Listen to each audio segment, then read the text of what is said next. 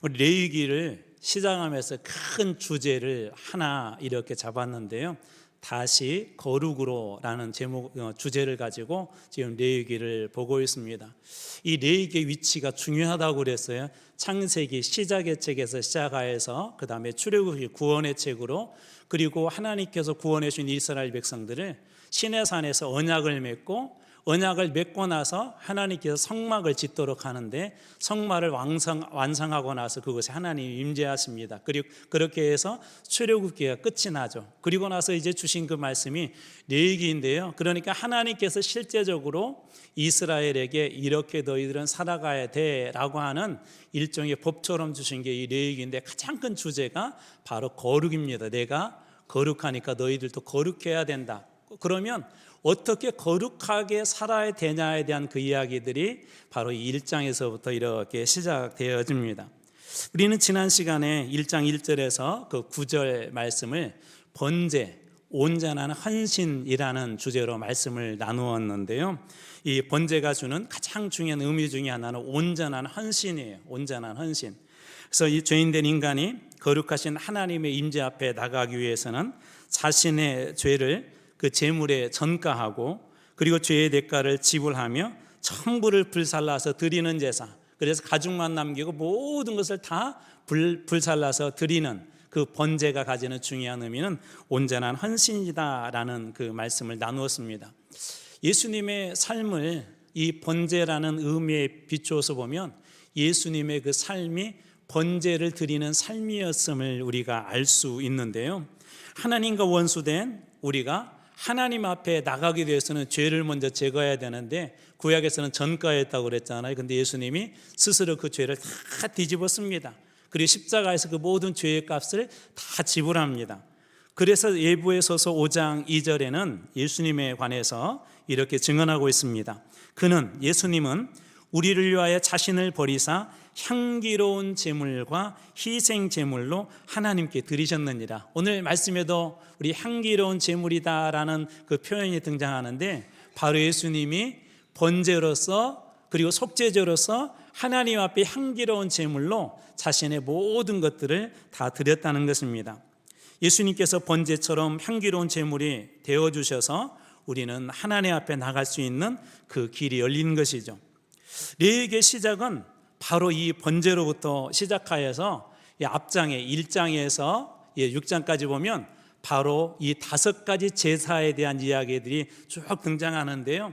지난 시간에 소개했지만 아주 간략하게 다시 한번 5대 제사를 소개하려고 합니다. 첫 번째로는 번제예요. 번제는 태워서 드리는 제사이고, 다 태워드린다. 1차적으로 이것을 기억하세요. 두 번째로는 소제인데, 이 소제의 중요한 특징이 있어요. 뭐냐면 소제는 피가 없어요. 피 흘리는 제사가 아니에요. 그래서 구약의 제사의 특징은 뭐냐면 반드시 이 피 흘림이 있는 제사여야 되거든요. 그래서 소제는 홀로 드리지 않고 우리 번제라든지 화목제를 드릴 때 같이 겸하여서 이 소제를 드립니다. 자, 피 흘림이 없는 제사다라는 걸 기억하면 좋겠고요. 화목제는 말 그대로 어떤 화평이에요. 하나님과 우리의, 그 다음에 인간과 인간의. 그래서 화목제는 기억해야 될 게, 특이하게도 이 제사는 드리고 나서 그 제물을 함께 식사하면서 공동체에서 그 나눕니다. 그래서 이것을 기억하시면 될 것 같고요. 속죄제는 우리 하나님 앞에 죄를 지었을 때 죄를 속하기 위해서 드리는 죄고요. 또 속자가 들어가는 5번째 제사, 속번제가 있는데, 이것은 어떤 계명이나 혹은 성물이나 이웃과의 관계에 있어서 무엇인가 잘못하여서 우리가 허물이라는 표현이 있죠. 죄와 허물에서 할 때 그 허물이 있을 때 하나님 앞에 드리는 그 제사가 바로 이 속건제입니다. 그래서 가장 앞부분에 등장하는 게 이 레위기에 이 5가지 그 제사가 등장합니다.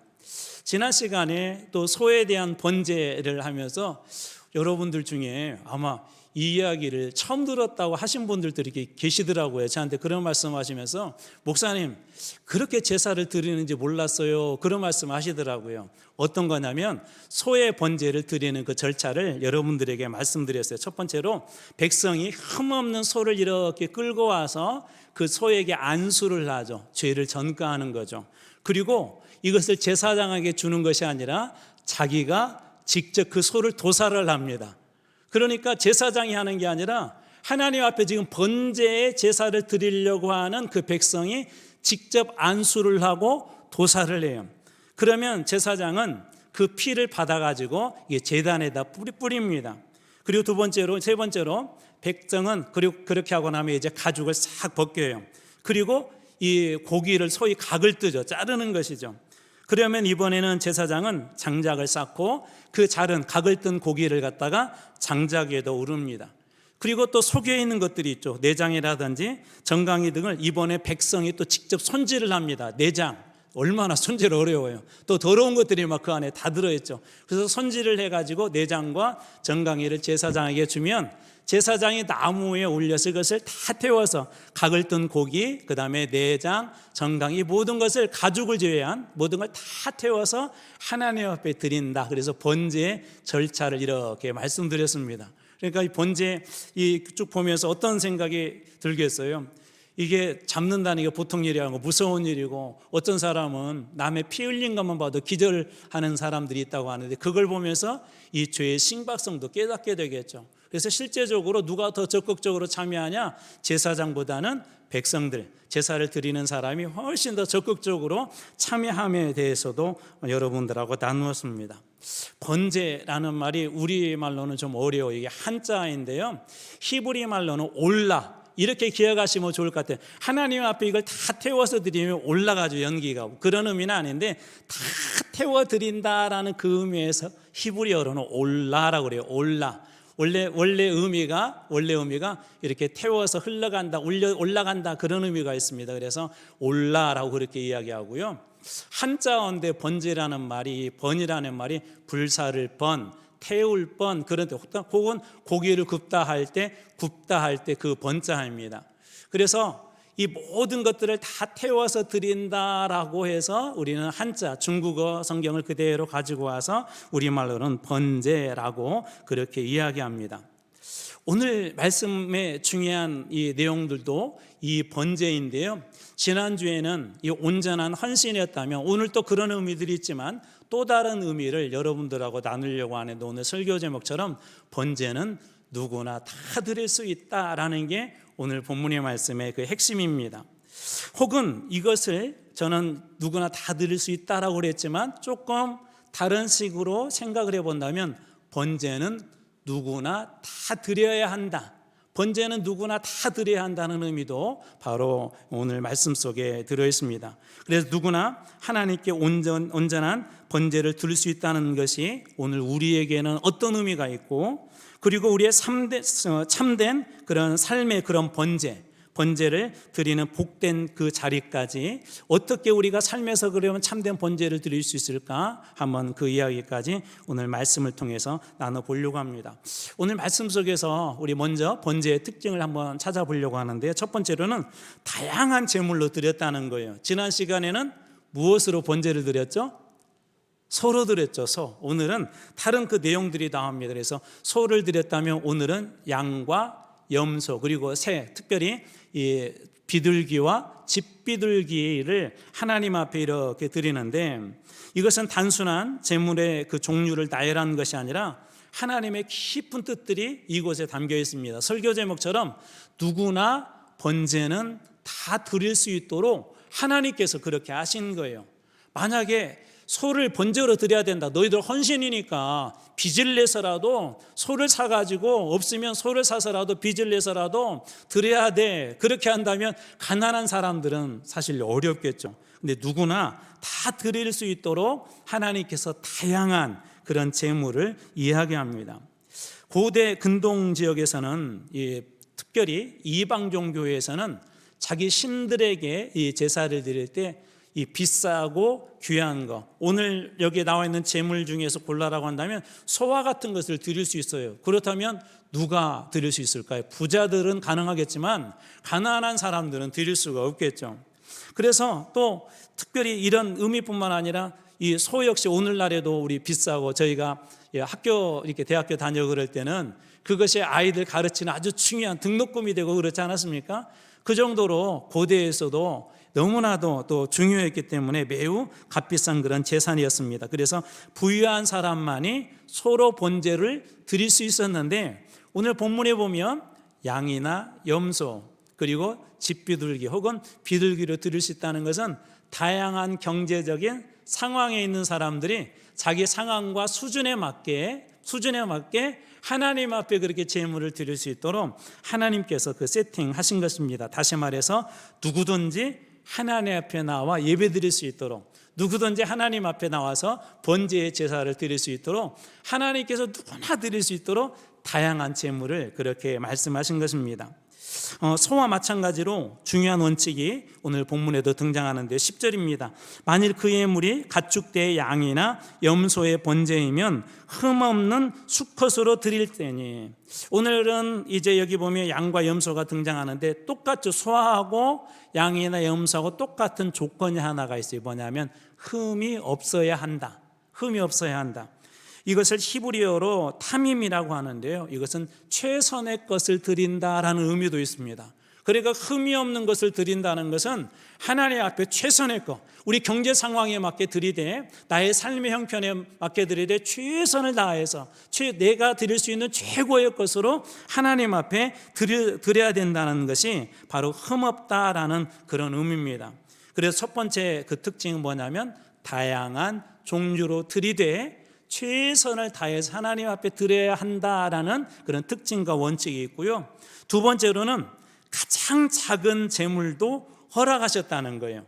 가장 작은 제물도, 다양한 중에 가장 작은 제물. 레위기 1장 14절 말씀입니다. 만일 여호와께 드리는 예물이 새의 번제이면 산비둘기나 집비둘기 새끼로 예물을 드릴 것이요. 여기 보면 이 하나님 앞에 만약 너희들이 새의 번제로 드리기를 원한다면 산비둘기나 집비둘기로 드려라 라고 하는데요, 혹시 구약 선지자 중에 요나라는 분 아세요? 요나? 만나보셨죠? 아직 천국을 안 가서 못 만나보셨나요? 그 요나라고 하는 사람의 이름이, 그 뜻이 뭐냐면요, 뭘까요? 비둘기예요. 비둘기. 요나라는 그 이름의 뜻이 그 비둘기입니다. 그러니까 그 이름과 요나의 사역도 한번 연관해서 여러분이 묵상해봐도 좋을 것 같아요. 바로 그 비둘기로 하나님 앞에 이 번제의 제사를 드릴 수 있대요. 그런데 여기에 중요한 의미가 있습니다.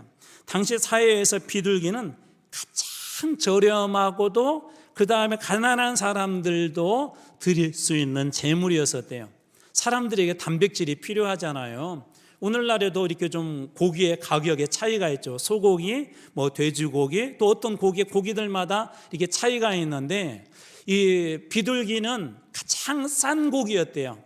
그러니까 가난한 사람들도 이 단백질을 보충할 수 있는 중요한 것 중에 하나가 바로 이 비둘기였는데, 가장 싼 것이 바로 이 비둘기였답니다. 그래서 가난한 사람들도 쉽게 구할 수 있었고, 그래서 심지어 신약 시대 때도 보면, 예수님의 시대 때도 이것을 성전 뜰에서 판매하는 장면이 등장합니다. 예수님께서 성전에 방문하셨을 때 일인데요, 마태복음 21장 12절, 예수께서 성전에 들어가서 성전 안에서 매매하는 모든 사람을 내쫓으시며 돈 바꾸는 사람들의 상과 비둘기 파는 사람들의 의자를 둘러엎으시고. 그러니까 신약 시대 때도 이 구약의 제사의 전통이 계속 이어졌는데, 이때 당시에 성전에서도 비둘기 파는 사람들이 있었다는 건 여전히 가난한 사람들을 위한 그 구약의 레위기에 나와 있는 이 배려의 정신이 계속 이어지고 있음을 알 수도 있고요. 또 이것으로 하나님 앞에 신약 시대에 제물을 드린 분이 계세요. 혹시 누군지 아세요? 누구냐면 바로 예수님의 부모님입니다. 누가복음 2장 24절, 또 주의 율법에 말씀하신 대로 산비둘기 한 쌍이나 혹은 어린 집비둘기 둘로 제사하려 함이더라. 예수님의 부모님이 정결 예식을 위해서 하나님 앞에 나갈 때 예물, 그 제물이 뭐였냐면 산비둘기나 집비둘기였대요. 그러면 여러분, 우리가 여기에서 예수님의 가정의 경제적 형편을 우리가 어느 정도 유추해 볼 수 있겠죠. 가장 싼 제물이라고 그랬어요. 가난한 사람들이 드리는 제물이라고. 그러니까 예수님의 가정 역시도 부유하지는 않았던 것 같아요. 이 부분만 가지고도 우리가 그것을 유추해 볼 수가 있죠. 가난한 사람도 이처럼 하나님 앞에 번제의 제사를 드릴 수 있도록 한 일종의 하나님의 그 배려인 것입니다. 여기에서 우리가 알 수 있는 사실 하나가 있는데, 각자의 형편에 따라서 누구나 그 형편에 따라서 하나님 앞에 드릴 수 있도록 가장 작은 그런 재물까지도 하나님께서 그 용납하시고 배려하셨던 것입니다. 자, 그렇다면 오늘 이 말씀을 보더라도 헌신은 누구나 다 할 수 있죠. 번제의 제사는 누구나 다 드릴 수가 있다는 것입니다. 이런 말씀들 하세요. 이렇게 이제 어떤 시간이 없어지고 혹은 이렇게 연세를 이렇게 드시면서 몸이 옛날 같지 않으니까, 옛날만큼 봉사를 이렇게 못하니까 목사님 저는 이제 봉사를 못할 것 같아요, 그렇게 말씀하시는 분들이 계세요. 아니에요. 우리 형편에 맞게 할 수 있는 것들이 있어요. 예를 들자면 어느 시골에 그 할머니 권사님이 은퇴를 하시고 시간이 지나시니까 이제 뭐 교회에서 봉사한다는 것은 더 이상 할 수가 없었어요. 그래서 이 할머니가 이런 다짐을 했죠. 그래, 내가 다른 건 할 수 없어도 교회를 위해서, 우리 성도들을 위해서 새벽 기도에 나가서 기도할 거야. 이것도 이분이 드릴 수 있는 하나님 앞에 번제, 헌신이죠. 그리고 나는 다른 것을 교회를 내가 어떻게 교회에 또 다른 걸 봉사할 수 있을까라고 보니까 다른 건 할 수 없지만 새벽 기도 끝나고 시골 교회니까, 이제 옛날 이야기인데요. 옛날에 이게 마룻바닥에서 예배 드렸잖아요. 그렇게 넓지 않으니까 나는 새벽 기도 가장 늦게까지 기도하고 내가 이 교회 예배당에 마룻바닥은 내가 청소할 거야. 이 할머니 권사님이 할 수 있었던 최선의 그런 번제였던 것이죠. 하나님께서 바로 이렇게 우리들의 그런 작은 헌신까지도, 할 수 있는 그런 헌신까지도 받아줄 수 있도록, 또 받으실 수 있도록 그렇게 말씀하신 것입니다. 이처럼 하나님께서는 우리의 경제적인 능력이나 사회적 지위를 보시는 것이 아니라 우리가 드리는 예배와 헌신의 그 진정성을 본다는 거예요. 우리는 보통 크기를 보죠. 누가 헌금 많이 했대, 누가 이만큼 교회에서 봉사를 몇 가지를 한대라고 보지만 하나님께서는 그 사람의 형편과 경제적인 상황과 육체적인 어떤 그런 형편들을 보시고 그분이 할 수 있는 최선의 것, 최고의 것으로 드릴 때 하나님은 그 크기에, 그 양에, 그 분량에 상관없이 하나님은 온전한 헌신으로 그것을 다 기뻐 받으신다는 것입니다. 이 번제의 세 번째 특징이 있어요. 그래서 이 번제는 누구나 드릴 수 있다는 것입니다. 다양한 재물을 허락하신 것은 누구나 드릴 수 있다는 것이죠. 그런데 여기에서 하나 중요한 사실이 있어요. 이 번제는 누구나 드릴 수 있는데 의무적으로 드려야 되는 제사가 아니라 자원제입니다. 그러니까 자원하셔서 드리는 거예요. 하나님, 제가 자원해서 헌신하겠습니다, 제가 자원해서 이렇게 하겠습니다라고 드리는 게 그 번제예요. 이게 첫 번째 나와 있는 제사이고 가장 중요한 그런 제사인데 하나님의 우리 마음을 알 수가 있죠. 너희가 이제 이 나의 복음을 듣고 구원받은 나의 자녀가 되었는데 나는 너희들에게 됐으니까 강제적으로 이것 해 저것 해라고 하는 그런 강제적인 하나님이 아니라 너희들이 구원받은 은혜를 알고 그것을 경험하고 그 속에서 누린다면 너희들이 자원해서 이러한 헌신의 삶을 살았으면 좋겠어 라고 하는 게 바로 이 번제의 의미 속에 들어 있습니다. 바로 그래서 이 번제는 자원제예요. 다시 정리하자면 출애굽하여서 홍해를 건넌 사건은 세례 사건하고 비슷하다고 그랬죠. 우리도 세례를 받잖아요. 세례 받았다고 해서 그 사람이 진짜 그리스도인이 되었느냐? 우리는 알 수는 없어요. 하나님만이 아시죠. 언제 이제 이 사람이 그리스도인이 돼요? 속으로 결심하죠. 그래, 내가 하나님의 말씀을 내가 믿을 거야, 이 말씀대로 내가 살아볼 거야. 이게 신해상 언약입니다. 그리고 나서 이제 언약을 맺고 나서 하나님께서 이렇게 성막을 짓게 하고 임재하시고 함께 이스라엘 백성들과 살게 되죠. 그리고 주님과 동행하는 그런 삶을 우리가 살아가지 않습니까? 다 그리고 나서 하나님 앞에 드리는 가장 첫 번째 그 헌신이 뭐냐면 바로 이 번제 헌신의 자발적인 그리고 자원하에 드리는 그 헌신인 것입니다. 바로 이 레위기의 시작은 제사법으로 시작하고 그 중에서도 이 번제가 가장 앞에 이렇게 나와 있습니다. 여기에서 우리는 신약의 말씀 하나를 이렇게 좀 불러와야 합니다. 왜 그러냐면 예수님께서도 우리들에게 너희들이 제자가 되고 그리스도인이 되기를 원하네 하면서 이것을 요구하셨거든요. 마태복음 16장 24절 말씀입니다. 이에 예수께서 제자들에게 이르시되 누구든지 나를 따라오려거든 자기를 부인하고 자기 십자가를 지고 나를 따를 것이니라. 너희들이 이제 그리스도인이 되었느냐? 누구든지 너희들이 나를 따르기를 원한다면 너희가 스스로 십자가 질 줄 알아야 돼. 그리고 너희들이 너희 자신을 부인할 줄 알아야 돼. 그리고 나를 따라라고 예수님께서 말씀하시는데 바로 이 말씀 속에 이 번제의 정신이 들어 있습니다. 오늘 우리 예배도 보십시오. 오늘 우리 수요 예배를 한번 보십시오. 어떤 예배죠? 어떻게 보면 우리 강제적인 건 아니죠. 이것은 우리가 자원하여서 하나님 앞에 우리가 당연히 드려야 된다는 건 번제도 당연히 누구나 다 드려야 돼요. 그렇지만 자원제인 것처럼 예배도 어떤 의미에서 오늘 수요 예배나 우리 새벽기도 같은 경우에는 어떤 의미에서 보면 우리가 자원하여 드리는 하나님 앞에 드리는 그 예배입니다. 구원받아 하나님의 자녀된 그런 백성이 되었다면 당연하게 자원하여서 번제를 드려야 되는 것처럼 구원받은 하나님의 백성들이 하나님과 만나는 시간, 이 예배 시간은 당연히 자원하여서 드려야 된다는 의미가 오늘 이 번제 속에 들어 있습니다. 누구도 예외 없이 우리의 그 형편에 상관없이 누구도 이러한 번제의 삶, 헌신의 삶을 살아야 한다는 것이죠. 자, 그렇다면 어떻게 오늘 우리는 이 번제의 삶을 살 수 있을까요? 지난주에도 잠깐 나눴지만 첫 번째로 최선을 다해서 드려야 합니다. 아까 흠없는 제물을 할 때 최고의 것, 최선의 것이라고 그랬어요. 흠없는 제물을 드리기 위해서는요, 예를 들어서 비둘기 한 마리를 이렇게 길러도 흠없는 제물로 이렇게 드리기 위해서 기르기 위해서는 수많은 정성이 필요하겠죠. 또 그것도 없어서 시장에 가서 흠없는 비둘기를 살려고 한다고 하면 그 노력이 정말 이게 그냥 아무거나 사서는 되지 않을 것입니다. 최선을 다해야 최선의 것으로 드릴 수가 있죠. 이게 하나님 앞에 이 드리는 그것 자체가 최선이 아니고서는 드릴 수 없다는 거예요. 그런데 여기에서 하나 우리가 생각해봐야 될 이야기가 있습니다. 뭐냐면 바로 예수님께서 성전에 계셨을 때입니다. 한 과부가 이렇게 와서 예수님이 성전에 계실 때 헌금함에 이렇게 헌금을 하는데 2렙돈을 이렇게 헌금을 했어요.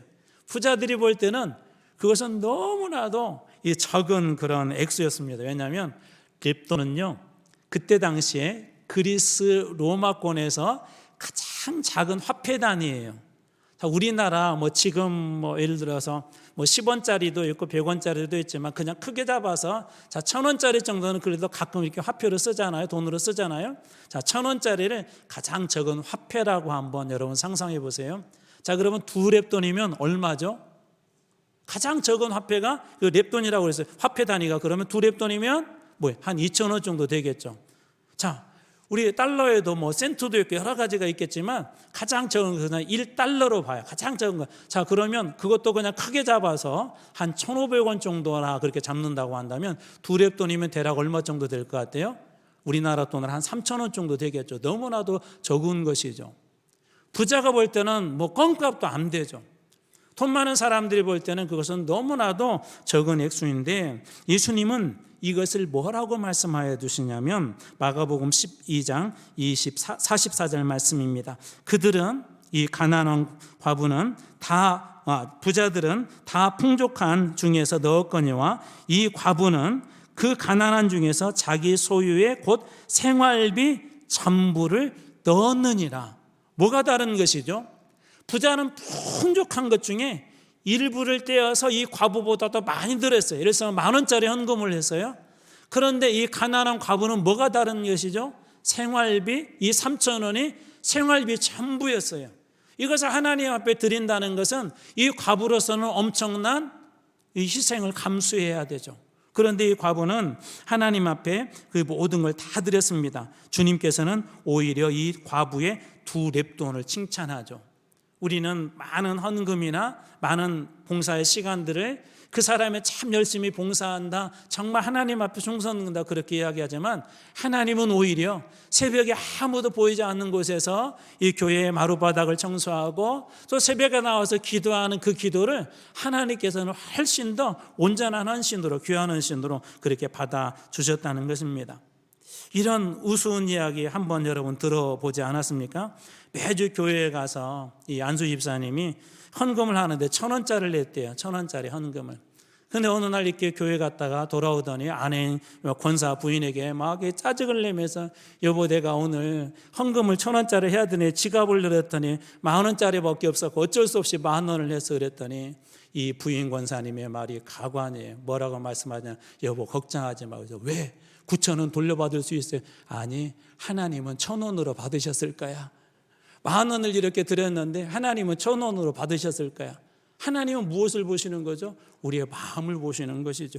하나님께서는 우리의 그 마음을 보시는 것. 작아도 온전히 드리면, 오늘 말씀의 표현대로 하자면 하나님은 그것을 무엇으로? 향기로운 제물로 받으신다는 거예요.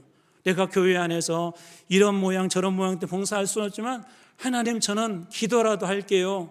우리 교인들 중에 어려운 성도들, 그 성도들 이름 놓고 하나님 앞에 기도라도 할게요. 하나님 그 보실 때, 야, 너의 기도 정말 향기로운 제물이구나, 주님께서 이렇게 받아주신다는 거예요. 하나님, 저는 몸이 예전처럼 같지 않아서 교회 와서 청소하고 많은 것 하지는 못하는데요, 그래도 이렇게 나가다가 휴지라도 교회 떨어져 있으면 제가 죽을게요. 하나님은 그것을 향기로운 제물로 받아주신다라고 그렇게 말씀하십니다. 주님은 그것을 그 사람의 최선의 헌신이다라고 그렇게 말씀하시는 것입니다. 두 번째로, 하나님 앞에 희생이 필요해요. 온전한 헌신을 위해서는 반드시 희생이 필요합니다. 제물을 가져가야 하고, 직접 잡아야 하고, 또 씻어야 하고, 그리고 전부를 다 드려야 하는 그런 희생이 필요합니다. 레위기 1장 12절, 그는 그것에 각을 뜨고 그것의 머리와 그것의 기름을 베어낼 것이요, 제사장은 그것을 다, 그 모든 제물을 다 제단 위에 불 위에 있는 나무 위에 버려놓을 것이며, 그 모든 것들을 다 드린다. 우리 지난 시간에 전부란 그런 표현을 썼죠. 오늘 13절에도 그 표현이 등장하는데, 13절 뒷부분입니다. 제사장은 그 전부를 가져다가, 하나님 앞에 드린 그 전부를 되돌려주는 것이 아니라 전부를 다 가져다가 제단 위에 불살라 번제를 드릴지니 이는 화제라, 불로 드리는 제사라, 여호와께 향기로운 냄새다. 하나님께서 기뻐 받아주시는 제물이다. 하나님 앞에 전부를 다 드리기 위해서는 뭐가 필요하다고요? 희생이 필요하죠. 예배 드리기 위해서, 오늘 같은 예배도 세상적으로 보면 어떻게 보면 희생 안에 여러 번 설명했던 것처럼, 어떤 사람에게는 이 한 시간을 장사하면 그만큼 돈을 더 벌 수 있겠죠.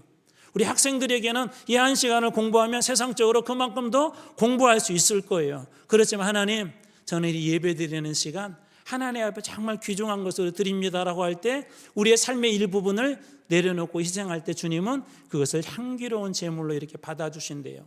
여러분, 헌신에는 희생이 반드시 필요해요.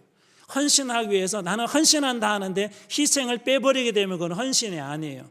헌신에는 반드시 희생이 필요합니다. 우리 곧 이제 전교인 수련회 가잖아요. 수련회가 그냥 놀러 가는 게 아니라 우리 모든 교회들이 함께 모여서 함께 한 공동체로서 우리 신앙의 훈련을 받고, 교회가 영적으로 성숙해지는 일, 교회가 사랑으로 하나 되는 일, 교회를 함께 기도하는 일, 말씀을 함께 화답하며 뜨거운 은혜를 이 체험하기 위해서 함께 모이려고 하는 이 일에도 헌신들이 필요해요. 헌신들이, 우리가 우리의 자녀들을 이렇게 교육하기 위해서도 많은 희생들이 필요하지 않습니까? 시간이 필요하고, 물질이 필요하고, 때로는 그 자녀들을 따라다니기도 해야 되고, 하나님을 섬기는 일, 헌신에도 이와 같은 희생들이 필요합니다. 희생을 빼버린 헌신은 절대 없습니다. 부자가 자기의 희생을 빼버리고, 예를 들어서 이 가난한 과부보다도 훨씬 더 많은 헌금을 했다 할지라도 희생을 빼버리는 순간 주님은 그것을 번제로 받지 않습니다. 기억하십시오. 번제로 드리려면 반드시 희생이 필요합니다. 자, 그 다음에 세 번째, 전부가 다 거룩해야 합니다. 13절입니다. 그 내장과 그 정강이를 물로 씻을 것이요. 내장 안에는 뭐가 있죠? 더러운 것들이 있죠. 더러운 것들을, 속에 감춰진 더러운 것들을 다 씻어버리겠다는 거예요. 또 16절, 그것에, 이게 비둘기에 대한 이야기인데요, 비둘기의 모이주머니와 그 더러운 것은 제하여, 더러운 것이라고 되어 있지만 배설물로 보시면 됩니다. 모이주머니와 더러운 것들을 제거하여, 이것은 드리지 않아요. 제거하여서 제단 동쪽 재버리는 곳에 버리고, 쓰레기장에 이것은 갖다 버리고, 제거하여서 버려야 될 게 있다는 거죠. 특별히 이 내장이라든지 그것들은 이 속에 있는 것들이에요. 내장 속에 있는 더러운 것들은 이게 눈에 보이지 않죠. 그렇지만 이 모든 것들은, 외부적인 것과 내부적인 것들을, 이 부정한 그 모든 것들을 다 제거해서 버려야 한다는 것입니다. 여러분, 거울이 이렇게 하나 있는데 한쪽 다 깨끗해요. 근데 한쪽에 오물이 이렇게 조금 여기저기 지저분해요. 여러분에게 질문해 봅니다. 이 거울은 완전히 깨끗한가요? 다시 설명할게. 거울이 하나가 있는데 다 깨끗해요. 근데 한쪽에 오물이 여기저기 이렇게 막 묻어 있어요. 자, 이 거울은 완전히 깨끗한가요? 아니죠. 그렇죠. 나머지 부분이 깨끗하다 할지라도 일부분이라도 오물이 묻어 있으면 이 거울은 꼭 깨끗하지 않은 거예요. 거룩이라는 것은 바로 그런 것입니다. 그래서 하나님 앞에 드릴 때 온전히 다 드리지만 더러운 것들은 제거하고 버리고 그리고 하나님 앞에 드립니다. 이것을 다른 식으로 설명해 보자면 우리가 가지고 있는 모든 죄악들, 우리가 가지고 있었던 그 악한 습관들, 이 모든 것들을 다 내려놓고 내면의 죄악, 욕심, 또 그 다음에 외면의 그런 죄악, 그 모든 것들을 다 버리고 하나님 앞에 드릴 때 주님께서는 그것을 온전한 헌신으로 받아준다는 거예요. 마음속에는 도둑과 같은 그런 마음이 있는데 하나님 앞에 우리가 예배를 드린다? 삶에서는 아무도 모르지만, 성도들은 모르지만 사기치며 그렇게 다니는데 교회 와서는 거룩하게 하나님 앞에 예배를 드려요. 누구보다도 은혜롭게 드려요. 하나님께서 그 예배를 안 받아주신다는 거예요. 아무리 너희들이 겉으로 볼 때 하나님 앞에 거룩하게 예배드리는 것 같지만 너희의 삶, 보이지 않는 곳에, 아무도 알지 못하는 곳에 너희의 삶이 거룩하지 않으면 하나님은 그것을 온전한 제사로 받아주지 않는다라고 그렇게 이야기합니다. 그래서 우리 안에도 드러나지 않는 그런 죄들이 많이 있죠. 디도를 통하여서는 이렇게 지적하는데요. 디도서 1장 15절, 오직 그들의 마음과 양심이 더러워졌느니라. 양심 그리고 마음 속에 있는 것들이 더러워졌대요. 예수님도 그런 부분에서 지적하시는데요. 마가복음 7장 21절 22절입니다. 속에는 곧 사람의 마음에서 나오는 것은 악한 생각, 곧 음란과 도둑질과 살인과 간음과 탐욕과 악독과 속임과 응탐과 질투와 비방과 교만과 우매함인 이 모든 것들은 어디서 나온다고요? 마음에서 나온대요. 속에서 나온대요. 이런 것들이 있으면 하나님은 안 받아준다는 거예요. 그래서 사도 바울을 통하여서는 우리들에게 이렇게 도전을 하죠. 로마서 12장 2절입니다. 너희는 이 세대를 본받지 말고 오직 마음을 새롭게 함으로 변화를 받아. 마음을 새롭게 함으로 변화를 받아. 자, 그러면 여러분 여기에서 질문해 볼게요. 우리가 이렇게 은혜를 조금 이렇게 받을 때 우리 마음속에 살짝 드는 이런 생각이 있어요. 내가 이렇게 살았는데, 아니 하나님 말씀처럼 나는 그 사람 미워하고 싶지 않고 나는 질투하고 싶지 않고 욕심을 부리고 싶지 않은데 하나님 은혜 주셔서 그런 마음이 이렇게 생겨서, 그런데 자꾸 가끔 그 선을 넘어갈 때가 있어요. 욕심을 부리기도 하고 미워하기도 하고. 여러분 그럴 때 있으시죠? 왜냐하면 우리 마음을 다스린다는 게 정말 쉽지가 않아요. 제가 그냥 쉽게 우리 더러운 것 중에 하나 우리 마음속에 많이 있습니다로 여러분들이 얘기했지만 저를 비롯하여서 우리 모든 분들이 정말 조금 거룩해지려고 은혜 가운데 갈 때마다 그런 영적인 갈등을 할 거예요. 이것은 우리뿐만 아니라 다윗도 그런 갈등을 했어요. 그도 하나님 앞에 거룩한 한 사람이 왕으로 주님 앞에 살았지만 그 역시도 그 마음속에서 다가오는 그 유혹과 그것을 떨쳐버리지 못해서 선을 넘었던 그런 적이 있지 않습니까? 우리 힘으로 안 되는 것이 있단 말이에요. 하나님 앞에 이 모든 것들을 다 제거하고 이 내장 속에 숨어있는 것들, 더러운 것들 다 제거하고 드려야 하나님이 온전한 번제로 받아준다고 하는데, 그렇다면 우리가 어떻게 해야 되죠? 이 문제를 우리가 어떻게 해야 되죠? 하나님께서는 그때 이 다윗을 통하여서 하나의 우리들에게 어떤 솔루션을 주시는데요. 이 시편 51편 10절입니다. 다윗은 이 문제를 하나님 앞에 가지고 나갔습니다. 보십시오. 하나님이여 내 속에 정한 마음을 창조하시고 내 안에 정직한 영을 새롭게 하여 주시옵소서. 자기의 마음을 주님 앞에 내려놓는 거. 하나님, 이 사도 바울도 그런 고백을 하잖아요. 자기는 자꾸 이렇게 선을 행하고 싶은데 마음대로 안 된다는 거예요. 자기 마음속에도 바울 같은 사람도 선과 악이 어떻게 해요? 다툰다고 그러죠. 다윗은 그때 하나님 앞에 그때마다 기도하는 거예요. 하나님, 내 속에 정한 마음으로 창조해 주십시오. 그리고 내 안에 정직한 영을 새롭게 해주십시오. 주님 앞에 나가는데, 아버지를 섬기는데, 주님 앞에 예배드리는데 걸림돌이 되지 않도록, 저의 예배가, 저의 헌신이 하나님의 온전에 다 드려지도록 주님 제 마음을 정결케 해주십시오. 저를 도와주십시오라고 이 다윗은 하나님 앞에 간구하듯이 하나님 앞에 그렇게 마음속의 죄까지도 다 내려놓고 그렇게 기도합니다. 사랑하는 성도 여러분, 헌신이라는 게 정말 어렵습니다. 희생도 해야 되고 때로는 우리가 많은 것들을 내려놓기도 해야 되고, 때로는 이러한 영적인 갈등을 우리가 느낄 수도 있고, 그럼에도 불구하고 하나님께서 이 모든 것들을 드릴 수 있는 방법을 이 번제라는 제사 안에 우리들에게 교훈하고 있습니다. 마음의 쓴뿌리까지도, 죄악까지도 철저하게 성령의 불로 다 태워버리고, 그리고 그 주님 앞에 나가 여전히 부족하고 여전히 연약하고 죄로 여기저기 찢겨지고 마음의 상처로 여기저기 다 무너진 인생이라 할지라도 그 안에 남아있는 아주 자그마한 하나님의 은혜에 붙잡고 주님 앞에 나가 주님 전 이것밖에 드릴 수 없습니다라고 주님 앞에 그 예배를 드릴 때 주님께서는 그때 우리의 그 예배를 기뻐 받아 주실 것입니다. 참된 헌신은 이처럼 거룩에서 시작합니다. 이제 말씀을 정리합니다. 오늘 말씀은 우리에게 누구나 번제를 다 드려야 하고 드릴 수 있다라고 그렇게 말씀하십니다. 내가 가지고 있는 그 상황에서 그만큼에서 최선을 다하면 됩니다. 두 번째로 온전한 헌신이란 더러운 죄악을 다 제거하고 드릴 때 온전한 헌신이 된대요. 그래서 우리가 말씀을 듣기 전에 또 예배 초두에 회개기도, 특별히 저희 교회는 이렇게 이 사죄의 기도가 따로 없지만 우리 장로님들이 늘 기도하실 때마다 대표로 가장 앞에서 기도하죠. 우리의 죄를 용서해 주십시오라고 하는 그 이유가 이 모든 죄를 다 용서받고 주님 앞에 나갈 때 이 예배를 온전히 올려드릴 수 있기 때문에 그렇습니다. 그렇기 때문에 온전한 헌신이란 더러운 죄악을 다 제거하고 드릴 때 온전한 헌신이 됩니다. 그리고 마지막으로 이 번제 제사를 보면서 중요한 한 가지 사실도 우리 깨달았죠. 제사장보다 백성이, 제사를 드리는 사람들이 어떻게 했다고요? 소극적으로, 구경꾼으로, 방관자로가 아니라 더 적극적으로 그 제사 가운데 참여를 합니다.